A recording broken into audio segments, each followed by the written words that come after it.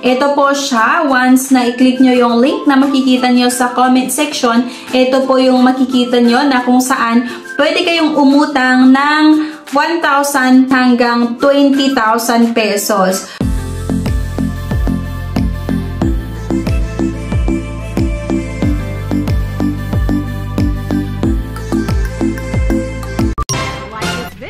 Subscribe, comment, and share. If declined sa bank and other loan apps, pwede niyong subukan yung ibang options. See the links sa comment section below. Disclaimer, try or apply at your own risk. Hello everyone! Welcome ulit dito sa aking channel, and today's vlog, i-share ko nga lang sa inyo itong isa sa mga nasubukan ko na pautangan online na kung saan hindi mo kailangang i-download yung app. Kasi sa website tayo mag-apply, so hindi po ganun kadami yung ina-access nila sa ating cellphone. So by the way, nung sinubukan ko ito, pwedeng makahiram hanggang 20,000 pesos.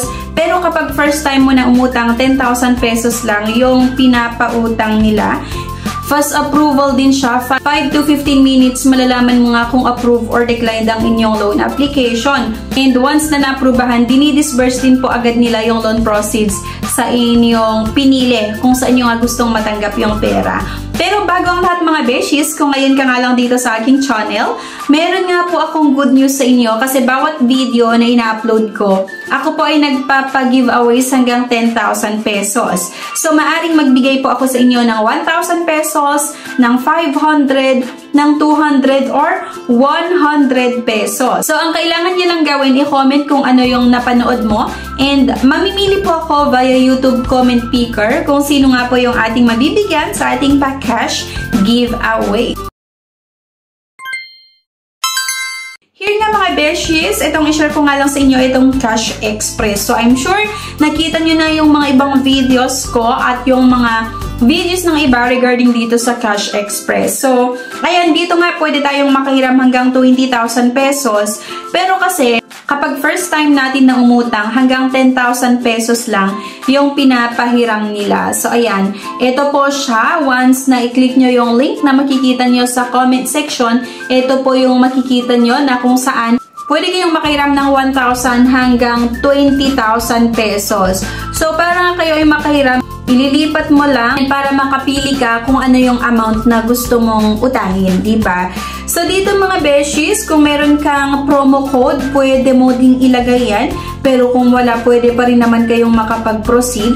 So kung mapapansin nyo dito sa baba, sa Cash Express, merong nakalagay nga na ang processing time or quick approval sa loob lamang ng 5 minuto. So, yun nga, napakabilis nga lang talaga ito mag-process ng loan application at merong nakalagay na hanggang 20,000 pesos yung loan amount. Pero kasi mga beshies, kung first time nyo lang na umutang nga dito, hindi agad-agad nag-offer ng hanggang 20,000 pesos na loan amount.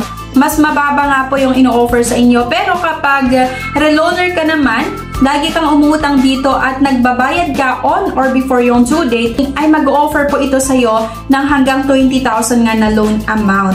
So dito, isang valid ID nga lang din yung requirements. Ayan, may nakalagay dito, need only 1 documents or isang valid ID lang yung requirements nga.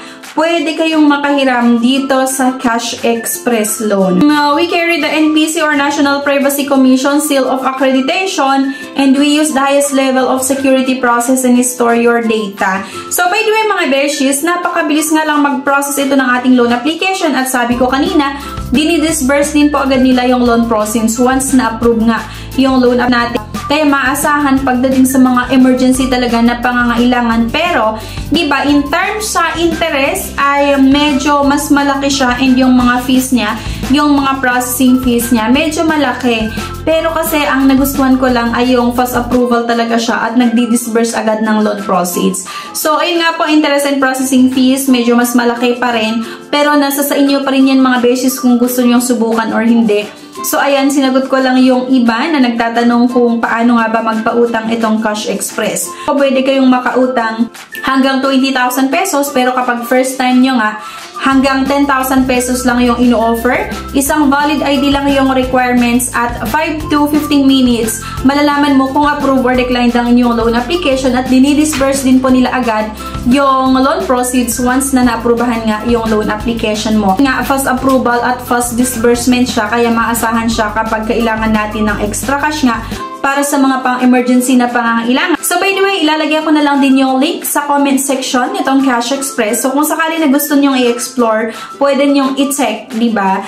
Kung magkano yung pwedeng mautang, ayan, kung ano yung terms na ino-offer, at kung sakali naman nasa dulo ng inyong loan application ay ayaw mo nang ituloy, please, edi wag mo nang ituloy. Pero kung sa tingin mo okay naman sa'yo, meron kang inaantay na pambayad, pwede mong ituloy. Yan. So disclaimer, try or apply at your own risk. So ang sinasabi ko lang ay based sa sarili kong experience. So anyway guys, ayan, sana nakatulong yung video na ito para sa mga nagtatanong kung paano magpautang itong Cash Express. Thank you guys for watching. Please don't forget to click the subscribe button. Sana i-like nyo din po yung video at huwag nyo kalimutan na i-share. Thank you guys at see you sa aking next vlog. Bye-bye!